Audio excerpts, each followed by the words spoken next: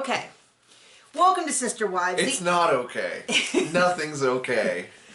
Season 1, Episode 9, Sister Wives Honeymoon Special, originally aired November 22nd, 2010. And this episode about killed me. I don't know that I have been... I mean, it made me want to murder someone. I don't know that Not you, but...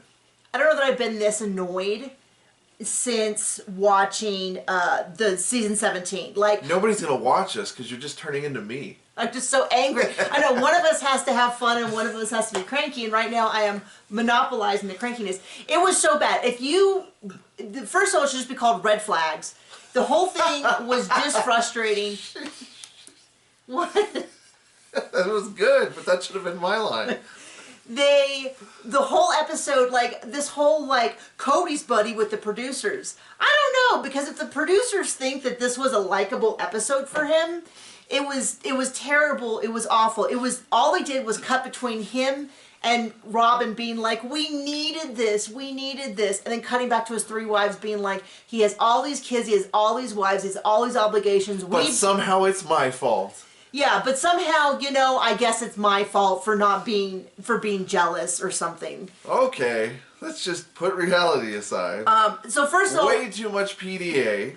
Right off the bat, my very first note at the top goes, why do they think we care about this? It's like so over the top. I mean, I picture what they said was, people are going to be so excited to see him bring in a new wife, we should do a whole special about their honeymoon. Whereas what I'm feeling like is like, he's already not spending enough time with his wives. He's already not spending enough time with his kids. Let's watch him neglect all of them for 11 days. We got more reference that his trip, his 20th anniversary with Mary trip was 3 days. His honeymoon with every other wife was 3 to maybe 4 days. Every single wife said they had a problem with the length of the honeymoon. But it's their problem. And new wife, the favored one, gets how many days did they get? 11 in San Diego, which they spend the whole time doing nothing but special events. First of all, it was very difficult for us to follow because the subtitles, the entire subtitles for the entire episode played in the first 10 minutes of the episode. So I'm like, what's going on? It's like, line. And I'm like, they're talking about surfing, they're talking about going to the animal park. I'm like, what is happening? Discovery Plus, get your stuff together. It was impossible. You're failing. So later on in the episode, or anywhere in the episode where I couldn't understand what they were saying. We just didn't get it. We just didn't, so there might be some small typos. But one of the big things that's happened, so we started the rewatch after season 17, and one of the big things that came to us was, first of all, how much discrepancy there was between, like, Christine never tried, Christine hated Robin from the beginning, and Robin tried so hard from the beginning. Because it's very clear that the number of times I am not letting Cody off the hook. Sometimes people think that I am like, when I say stuff about Robin as a criticism, they're like, you're a bad feminist because it's Cody's problem. It is absolutely Cody's problem. He made a commitment to each of these women and have children with them. And so he is definitely at fault. But there's the number of times that they have this season saying, Robin really needs this. She needs Cody to drive 5 hours to visit her every 4th day. She needs it. Her kids need it. She needs this honeymoon. Well, you know who else needs an 11-day trip? This gal right here. I mean, I need it so bad. I'm sure you need it. I'm sure we can justify why you need a trip. Guess what? We don't get it. But like the idea that truly... Instead of a vacation, I got you a furnace. I did. We got a new furnace this week, and we are very excited. And it almost... We're a lot warmer. And it probably almost cost as much as their honeymoon. At least we didn't burn down the house with the old one. We did not, and it was very much. So what they said was, this was very much glossed over, which is like Robin said, I asked my mother to watch the kids, but then, I know. Who? Marrying into a big family so she can be part of the family and immediately separates her children. But then there was a comment about how Mary called up and was like, can we have the kids for, it sounded like 3 days. It was because we didn't have subtitles, it was very hard to follow some of this. But as near as I can tell, Robin's mother came and watched the kids, and then the kids came and hung out with them to film for a couple days, is what it sounded like. More money, more money, more money. And an exact quote from Janelle, and I did not remember how mad Janelle was. Janelle says, 11 days is ridiculous, I'm angry. And I was like, wow, there is this whole narrative. Who predicted where they ended up 17 years later? I mean... I know. It's just a mystery to all of us how we got there. As our son said, it's a mystery. He gets out of a lot of stuff by being cute. It's a mystery. And then they cut from Janelle saying, I'm angry, 11 days is excessive, this is ridiculous. Christine talking about, it, Mary talking about it, cutting over to Robin and them practically in each other's throat the whole time. And she's like, it was a beautiful experience. I really needed this. I really, really needed this. And then they had the audacity to talk about how before they got married, they had practically Victorian rules for courting. And I'm like, you mean the rules where he went and stayed every fourth night with his fiancée? When he went and saw her while the other one was having a baby? Yeah, to make out? Even when they weren't married and she lived a half a mile away, he spent 1 day out of 4, he said nights at her house. They did not clarify if he spent the night on the couch or anything, but they certainly didn't clarify that.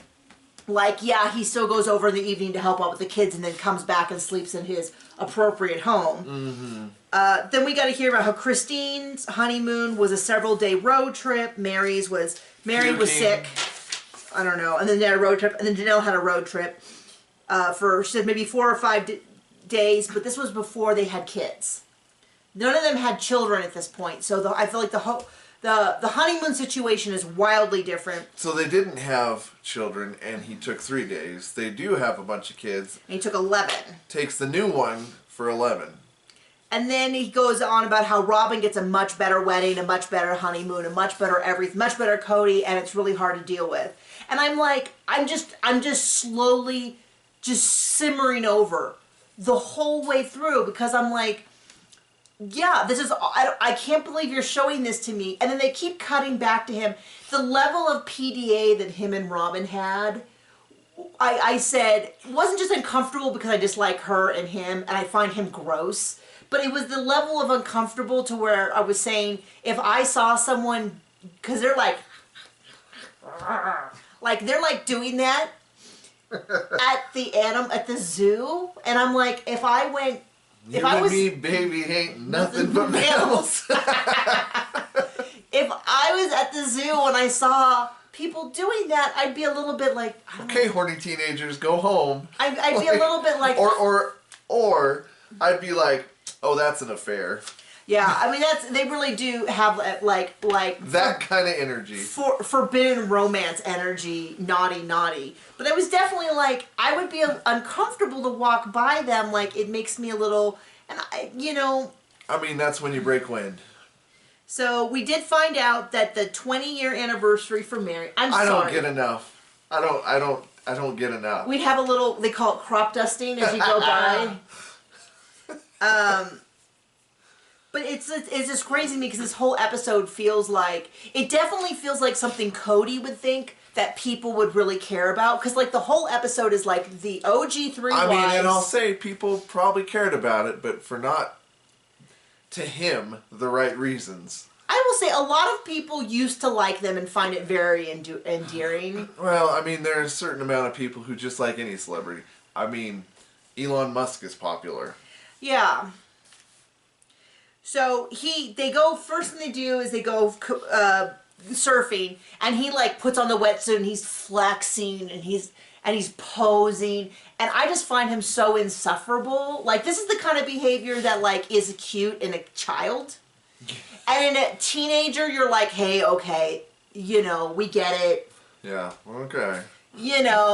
It's fine. He's still figuring things out.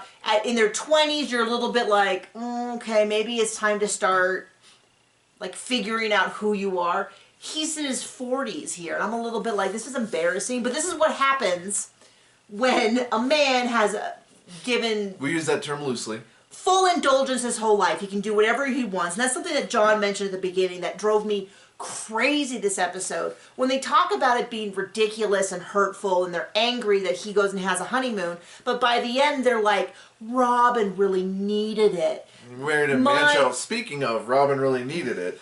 Christine called him up on the honeymoon and said, Robin, tell me you needed it. And that's what Sabin cried about.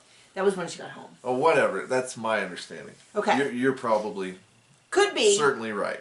And they made excuses for him. That's when Robin fake cried this episode. And then Christine said, did you need this? Just tell me you needed it. Of course Robin needs it. She's always going to need more than her fair share. Always, always, always. For this past 10 years, she needs Cody there every night to put the kids to bed, even though everybody else needed that as well, but didn't get it. Well, Robin has tender-aged kids, unlike... Oh, wait. You know, but she needs all this stuff even before she has kids, and then she uses the kids to...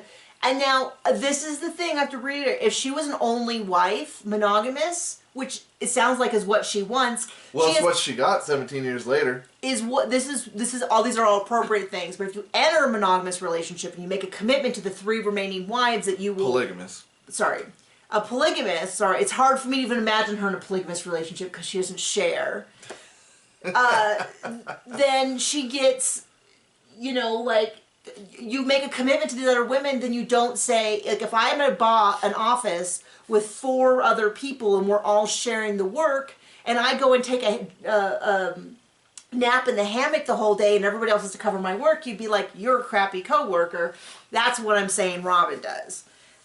So he's flexing and posing, they go to the surf thing, they go on, and it just keeps cutting back between him surfing and necking with his new bride. And ziplining and getting carted around on a bicycle, what do you call those things? Pedicab. Those.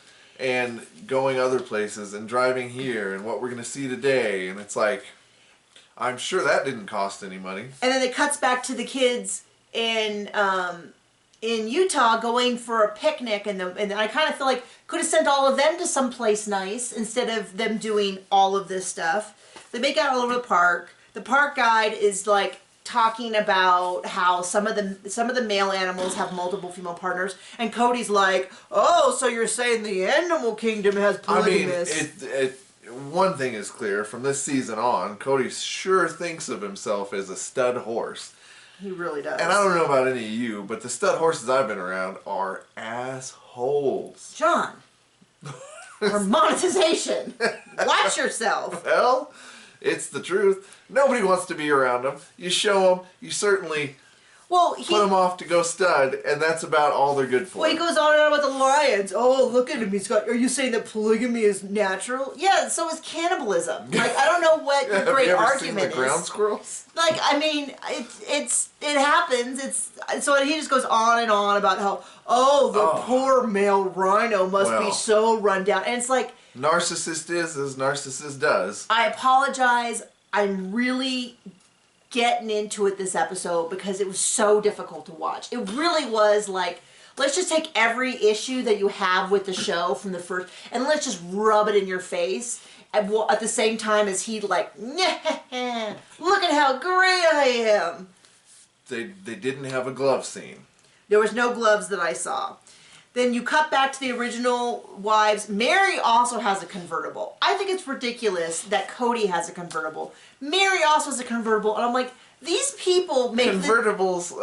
And where were they living? On a dirt road. In Utah. In Utah. I mean, it's just... these people... I mean, let me just say, it's not the most practical thing. It's not that practical. It looks like they live on like a dirt road. It's just also like...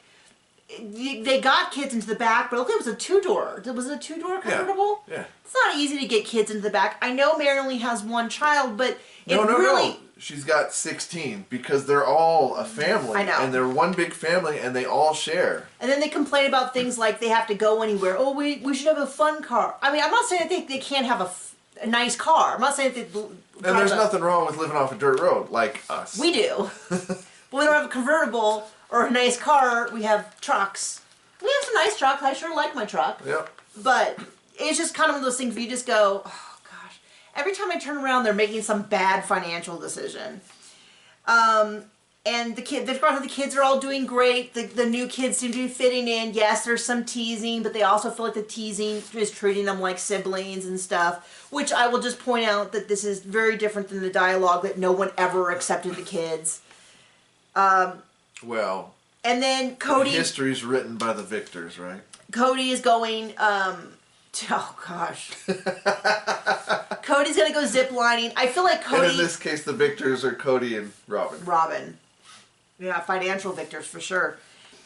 Cody's gonna go ziplining. I feel like this whole trip is like Cody was like, I'm gonna show them how cool I am. We're gonna go surfing and ziplining. Which ziplining was hilarious because he comes in like he's about to go for an OBGYN appointment. But it's like he's like flying like this, and I'm like, wow, if there's something. He's already got him in the stirrups. He's ready to go.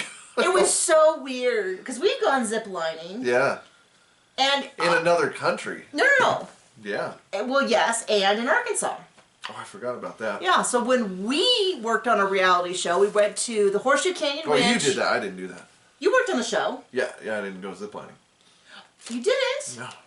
Were you working? I don't know. I was probably eating. I got so fat during that time.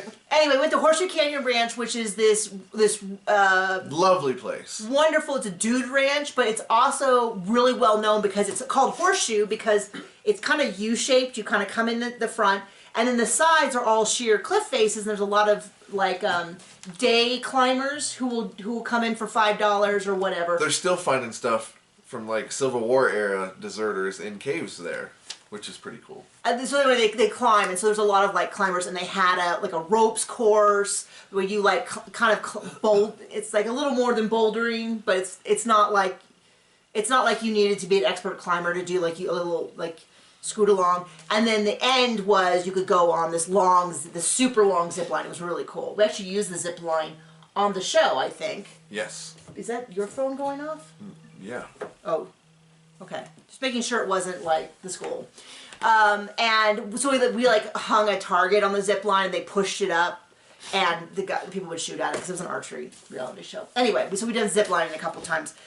And I would say that we looked better because they had us like cross our legs and kind of tuck them to our chest to be more aerodynamic. Okay. Or something like that. I don't know. Anyway, it was just really weird. But he goes on and on about how he's the animal kingdom is natural polygamous, and I just want to roll. Everything this dude says is like, the kids talk about now, like they get the ick. Have you heard that phrase? I am definitely not that hip. So it's like a red. So there's red flags or things like he kicks a dog would be a red flag. Like that's like Robin. No, yeah, exactly. Like no. Green flags are things like he has a good relationship with his grandma. That's a green flag. But an ick is like he doesn't trim his toenails. Like you wouldn't say that's inherently immoral, but you would say it gives you the ick. If you found out that if you went into her bathroom and there was like piles and piles of like used Kleenex like on the counter, you'd be like, oh, that gives me the ick. And it can be more. It can be stuff like if his pants are too short, it gives me the ick. Okay, now that I've caught you up, John. No, I'm just saying everything this dude says is somewhere between a red flag and an ick. Like everything about this just makes me go like, oh, like if we went on a like if you were like, oh, I made a new friend at work and we went on a double date, everything he does would make me be like, this guy makes me like it's cringe and I'm embarrassed for him. Do you want to add anything to that? Oh, so many situations that you've been in, or that just we've been in, but mostly that we see Cody. Well, yeah. So they cut back. They're out doing things, and they're basically like, Logan. It's great to have Logan around because essentially he's like a father figure, and Logan's like the power. There's so much power because he's like telling Peyton to like, it doesn't matter if she took your seat, you'll find another seat, and he's doing all the grilling, and they're like, yeah, we treat them like young adults and stuff, and all I can think is that I'm not saying it's abuse, but the parentification, sure, not cool. Sure doesn't seem healthy. Well, it definitely kind of feels like there's a line between using your children as free as secondary parental figures because their father is never around, and like cool life skills. And Logan, let's be clear, is awesome. He really stepped up. You see a ton of the older girls holding Truly. I did not see Cody holding Truly. Which is probably for the best, since he almost kills her in probably season 4, 5. But we see a lot of like Aspen holding her, and she's still very young. She's still with a bottle, and it looks like she's just starting to sit up unassisted. I only had the one child, so I do not remember the timeline terribly well, other than 6 months is when you start giving him food. 11 months is around the time they start walking and talking. I don't remember. I just remember one day he went from I could put him on the couch and he wouldn't move to he was everywhere. Yeah. And yes, that's exactly right. And he was walking much sooner than he was talking for us. And that's when the timeline really went sideways, because he was like either super ahead on something, or he was like, nah, not my thing. Like talking. Not much has changed. Nah, low priority. Crawling everywhere on everything and being like Mr. Tough Man who got all the skills, huge priority. So anyway, point being, I can't tell how old Truly is, but she's young. She's very young. And then we get into Mary talking about her issues with the Cody and the family and how they've gone through some really hard stuff, and Janelle talking about, like, I've never really heard you articulate a lot of these things as much as you have the past couple months. I'm guessing a big part of that was the prompting of the TV show, because they had a reason to sit around and talk about things on the TV for the interviews, and I'm thinking that started a dialogue, whereas most of the time I think they just kind of stuck to their own area. They were doing a lot more together. And then there was this long... I blocked it out. Were you paying attention? No, when she was talking about how life should revolve around Cody, and Janelle was saying she's more independent, and Christine was saying that. Christine was saying she wants to be more independent, and Mary was like, "Why would you want that?" And I was like, it was one of those things like in the movies where you get hit in the head and all you hear is bzzz, and you can like faintly hear words in the background. When Mary was like, why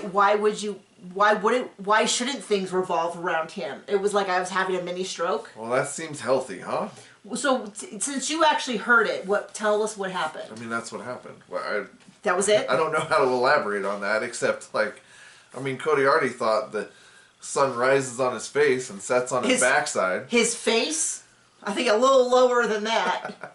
He definitely feels that his manhood is the best manhood, the greatest. I cannot think less of this dude, which is funny because how am I still having these emotions after seeing season 17 when I detest this dude and this stuff makes me... Because season 17 basically said, Nikki, you're right. I know, oh gosh.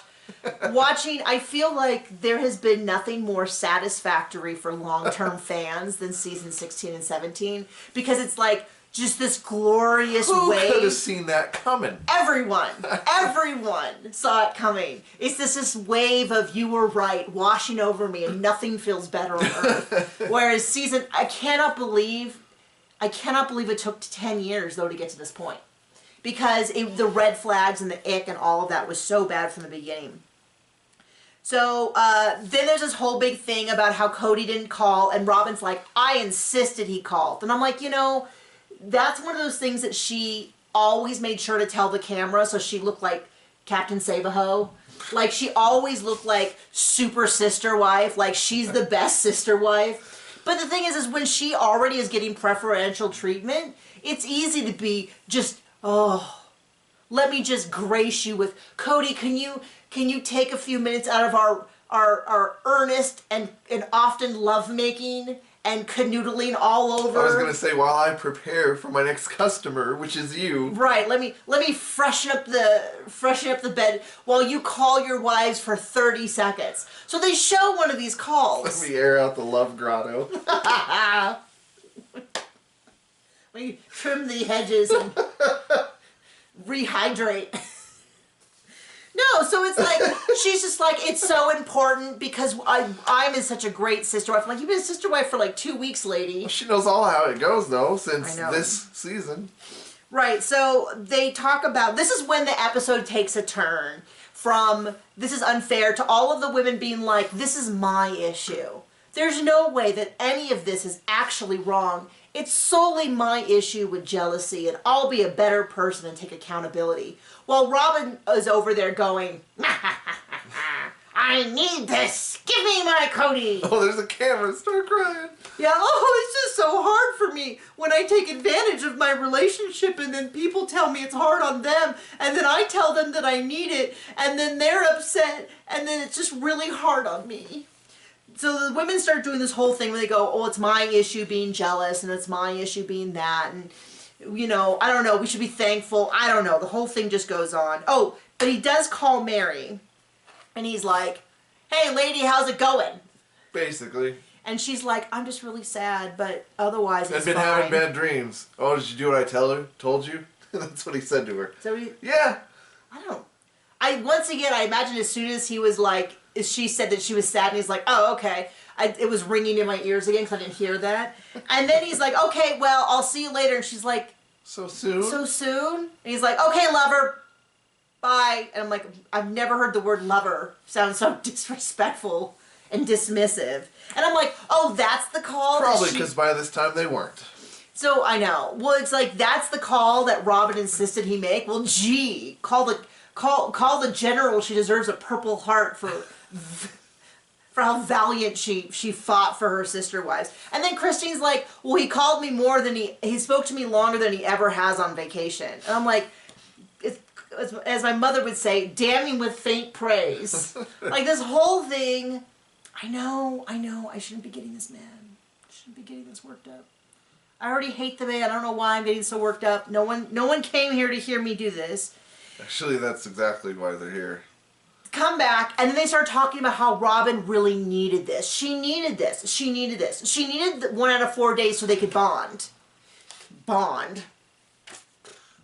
But she also needed an 11-day vacation to bond and to get to know him. And it's like, I mean, we didn't even get an 11-day, because we had jobs. We had things we had to do. We had real lives. And my parents put down my dog on our honeymoon. I mean,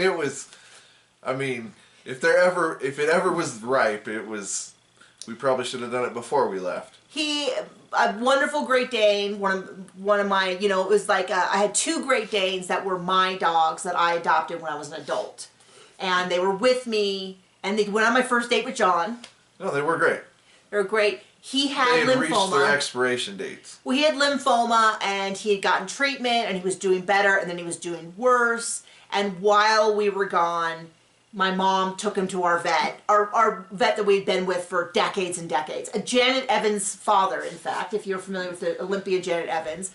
Dr. Evans was amazing. I told you the story a couple weeks ago about when one of them passed away. They took him in and he said, yeah, this is time. He had a very sudden and abrupt. They didn't tell us until we got home. Something like that, yeah. The day we were coming back, and we were like telling them, and they're like, we didn't tell you because we didn't want to ruin your... What was funny though is so we went to Santa Barbara for our honeymoon. We just wanted to go someplace like chill. We didn't need to do a big... I taught at a university, so I took 2 days off, which they were like, yeah, no problem. And then I had the other Thanksgiving, the rest of Thanksgiving off. And so we just went up there and we just, did honeymoon stuff and just started our life as a married couple. It was a couple weeks after our wedding. Yeah. Or a week and a half or something. For some dumb reason, I decided I had to work that week, or I don't remember why, but I had to be there. Well, it made more sense. It was also kind of like the logistics, I want to say this, which is consider doing what we did, which is get through the wedding, get back, unpack, do all that stuff. Because the first thing you want to think about is going back to work when you have a new spouse. It was a mistake. No. But I'm saying the honeymoon, straight from the wedding, weddings are such big logistical nightmares. It was a lot easier. We got a hotel room that night, and then we just spent a week decompressing. And then we went on a honeymoon. And I don't know how much good I was at work that week. Right. But it was, I do have to say, I think it was a better choice because it was like things like, what do we do with the dogs? And you have all these presents that people bring, and I think it's easier. And because we weren't like in a rush to get off somewhere, we stayed to the very end of the wedding, which was great. We were one of the last people to leave. That's unusual? No, usually people leave. Oh. They like, I mean, maybe it's not unusual, but usually there's like a whole, like, you go off to the car and they do sprinklers or throw rice. I don't think we did that because we were No, we didn't. We were like one of the last people to leave, but it was our party. We paid for it. I liked it. I liked everyone there. Well, it was like, why would I leave early? Most of the people there. And then I was teaching at a college at the time, a couple of my students stayed at the house with the dogs at that point because they were still alive. And then we went to a hotel nearby with no luggage because my maid of honor had my luggage in the back of her car. And I had told everyone, so I had my maid of honor and then everybody else was my nieces, were all the rest of my stuff. And so I had told, they were all teenagers at that point, basically. Yeah, mostly teenagers or when we went into college. I said, everybody turn your phone off. Like, no phones, just be present here. Well, my maid of honor did that as well, out of respect.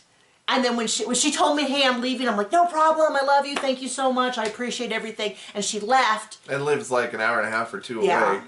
And then when we went to leave, or we realized sometime afterwards, I had still my luggage in the back of her car. And so she didn't, So we were at Walgreens getting a toothbrush. Toothbrush, clothes. Yeah, I only had like I had the only outfit I had was like the outfit I got ready in, which is like a little velour suit, but like no bra, no underwear, like all of that. Anyway, well, I won't say your big concern. Let's just. John was concerned about a wedding night activity if that was still on the cards, and we figured that out. But and then we went home the next day and thanked our dog sitters and stuff. Anyway, but while we were on our honeymoon, which was 2 weeks later, we went to a used bookstore because I'm an author and I love books. And the lady was like, "Oh, so what are you in town for?" Blah blah. And we're like, "Oh, we're on your honeymoon." And she's like, "You're on your honeymoon and you're in a bookstore?" And she thought it was the most hilarious thing, and she laughed and laughed. And I was like, "I don't get it. We can't have sex 24/7 for a week. Like, gotta air it. Gotta change, wash the sheets at some point. Anyway. But she thought it was so funny. And she laughed so hard and she kept bringing it up. And I'm like, we're here for like 10 minutes. Like, anyway. I don't even know where we were at. Sorry. I guess I needed a break from... Pretty sure we covered it. It was a real hard one to watch. So at some point, Christine called Robin in tears and was like, this was so hard having Cody gone. It's been so difficult. Just tell me that this is something that you needed because I'm so frustrated. I'm kind of expanding on it. And she's like, yes, I needed it. And Christine's like, okay, if you needed it, then I'm willing to, like, I'm not going to be mad. And it's like... Oh, is this the Christine who never tried with Robin? Now, let's talk about all the time that Robin has had to go to Christine and been like, wow, you get so much of Cody's time and such a huge video. He's over there all the time. And Christine said, oh, it's because I need him. Oh, what? That never happened? I never saw Janelle do that. In fact, I didn't even see Mary ever do that. But Robin always needed something. And then they're like, then they all, then Robin, then Mary and Christine and Janelle all talk about how Robin really needed it, and we all need different things, and Cody's always there for our individual needs. And I'm like, this is like all an epitaph to their marriage because none of this is ever true again. Right.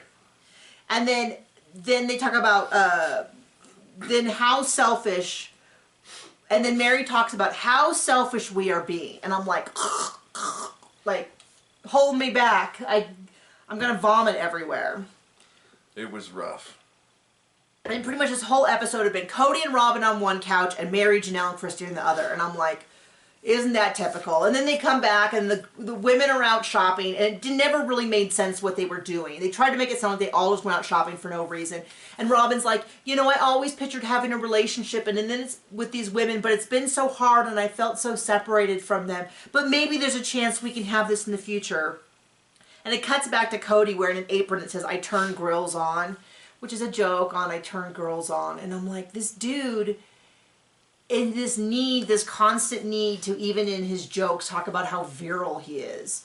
And I'm like, oh, this is like some weird... This is some weird... He must have a very fragile ego. This is some weird manosphere stuff before even the manospheres existed. And then they go on, and then there's, what's funny is there's a couple things that were said. Somewhere in here, I think it was right around the zip line, he talks about how, during the zip line, he was saying how, you know, there's Robin. Oh, he was so brave. I was just so scared. And he was like so calm and ready to do this, babe. And I'm like, oh but nothing scares Cody except poverty. Yeah, he said that again this episode. I'm like, wow. And he really thinks that's some sort of like, I don't know, he thinks it's like this super witty phrase. And it's like, nothing scares me but the possibility of losing my spouse. Nothing scares me but, like, those are the kind of things like losing my child. Nothing scares me but losing my marriage. Like, those things scare me. I'm not crazy about poverty either. Not a huge fan. I don't think most people are. But it's weird to me because he says this like it's this deep, insightful thing. And to me, it just sounds like you don't care about anyone but your own comfort. Maybe go get a job. Yeah. He really doesn't do that again. And then the other thing that happens is Robin goes and says, I'm just attracted for him, how he loves each of these women in their own, for who they are or something. And it's still, to me, after hearing season 17, it really sounds like a backhanded compliment.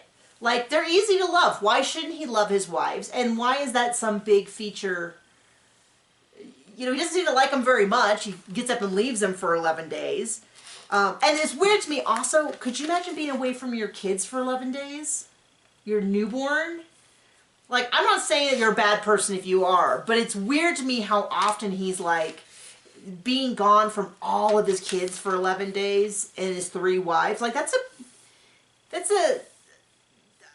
a good amount of time, especially for a newborn. He can't leave his tender-aged children. I mean, now he can't. I mean, that's the whole hypocrisy, is you go back to this 11-day honeymoon versus now he can't be gone for more than 48 hours and all that. And, yeah, that's it. That's the end of season 1. And from here on out, it's a whole... I'm going to say it's a whole different show because it's... I'm guessing next season's all about moving. And how they're just at least half of so it is. put upon because they broke the law and don't want consequences. We're going to talk about that when we get to it, but I've heard that in retrospect it wasn't as severe as they made it. No kidding. I just can't believe it. I know, shocking. But I want to say one thing, which is when the wives go on and on and on about how it's their issue, I'm like, this is why no one should be surprised that Cody turned into the man he is, who took no responsibility. Because the world revolves around him. The way the relationship, and from what I understand, polygamy within this fundamentalist Mormon, I know there's different names for the different fundamentalist Mormons. We're not going to get it right, also we don't care. Is it the AUB? We're not going to get it right, also we don't care. See, this is very standard. Like, this is not like he alone made this up.